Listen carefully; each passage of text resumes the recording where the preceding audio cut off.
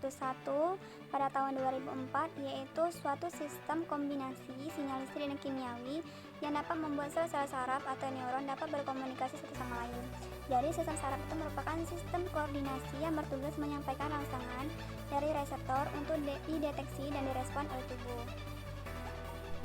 Sistem saraf pusat terdiri atas dua, yaitu otak dan sumsum tulang belakang. Otak memiliki tiga bagian, yaitu otak depan, tengah, dan belakang.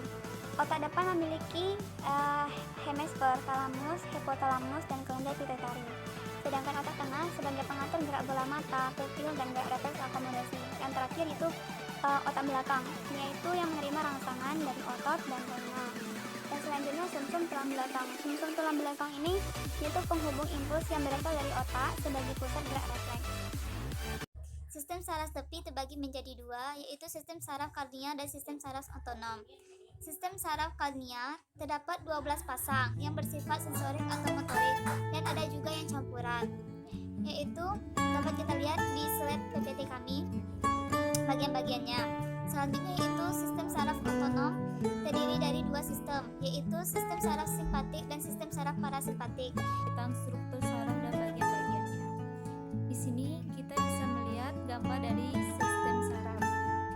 Di gambar sistem saraf itu kita bisa lihat di situ ada dendrit, badan sel, nukleus, akson, nodus revier, selubung myelin, sel sekuan, dan terminal akson. Neuron atau saraf terbagi atas dua, yaitu berdasarkan fungsi dan arah transisinya dan berdasarkan bentuk neuron. Nah, berdasarkan fungsi dan arah transisinya yaitu neuron motorik atau sel saraf pergerakan yang berfungsi membawa impuls dari saraf pusat otak dan sumsum tulang belakang ke otot efektor. Neuron sensorik disebut juga sel saraf indera karena berfungsi meneruskan rangsangan dari penerima indera ke saraf pusat atau otot dan sumsum tulang belakang.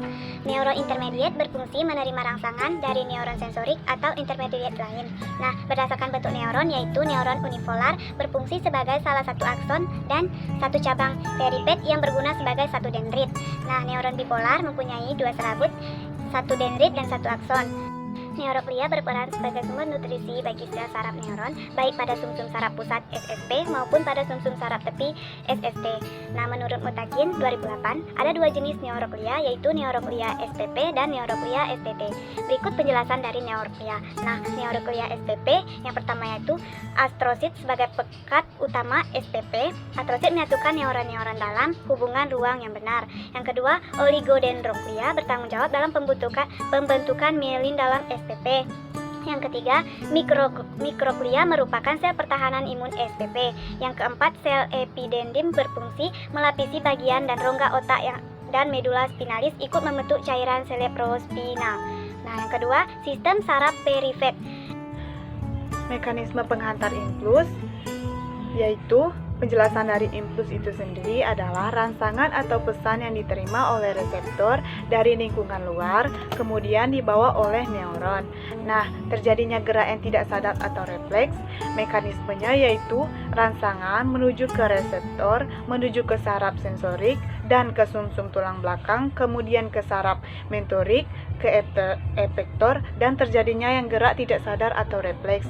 Nah, gerak yang sadar atau spontan, mekanismenya impuls menuju ke reseptor indera, menuju ke saraf sensorik dan ke otak, kemudian ke saraf mentorik, dan berakhirnya ke efektor atau otot. Kerusakan pada sistem saraf ini dibagi menjadi 4. Yang pertama itu ada gangguan akut pada serabut motorik.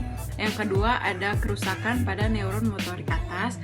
Yang ketiga ada kerusakan neuron motorik bawah. Dan yang terakhir ada terputusnya serabut saraf campuran. Kelainan pada sistem saraf. Yang pertama itu ada penyakit epiliptis, merupakan suatu kondisi otak yang menjadikan penderitanya itu biasanya kejang-kejang. Yang kedua ada meningitis, adalah peradangan pada selaput pembungkus otak dan sumsum tulang belakang akibat infeksi bakteri. Yang ketiga ada polio, merupakan penyakit yang menyebabkan penderitanya mengalami kelumpuhan. Yang terakhir ada penyakit